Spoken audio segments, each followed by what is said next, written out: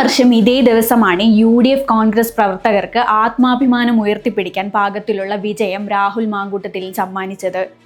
പാലക്കാട് നിയമസഭാ മണ്ഡലത്തിലേക്ക് നടന്ന ഉപതെരഞ്ഞെടുപ്പിൽ ഞെട്ടിക്കുന്ന ഭൂരിപക്ഷം സ്വന്തമാക്കി രാഹുൽ മാങ്കൂട്ടത്തിൽ നിയമസഭയിലെത്തി. BJPയും CPMഉം 2-3 സ്ഥാനത്ത് എത്തിയ തെരഞ്ഞെടുപ്പിലാണ് രാഹുൽ വൻ വിജയം സ്വന്തമാക്കിയത്. ഒരു വർഷത്തിന് ശേഷം, അതായത് വിജയം സമ്മാനിച്ച അതേ ദിവസം, കോൺഗ്രസ് പ്രവർത്തകർക്കും UDFനും മാനഹാനിയുണ്ടാക്കി രാഹുൽ വില്ലന്റെ വേഷമണിഞ്ഞിരിക്കുന്നു.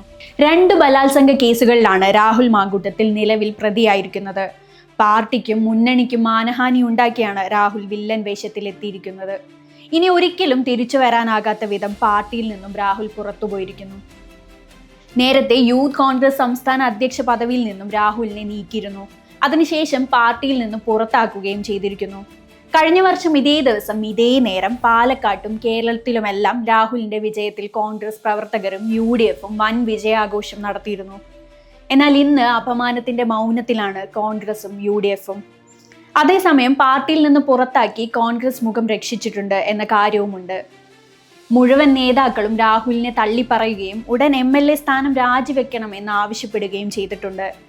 KPCC അധ്യക്ഷൻ Sunny Joseph, UDF convener Adoor Prakash, AICC general secretary KC Venugopal, Ramesh Chennithala തുടങ്ങിയ നേതാക്കളെല്ലാം രാഹുലിനെതിരെ രംഗത്തെത്തിയിട്ടുണ്ട്.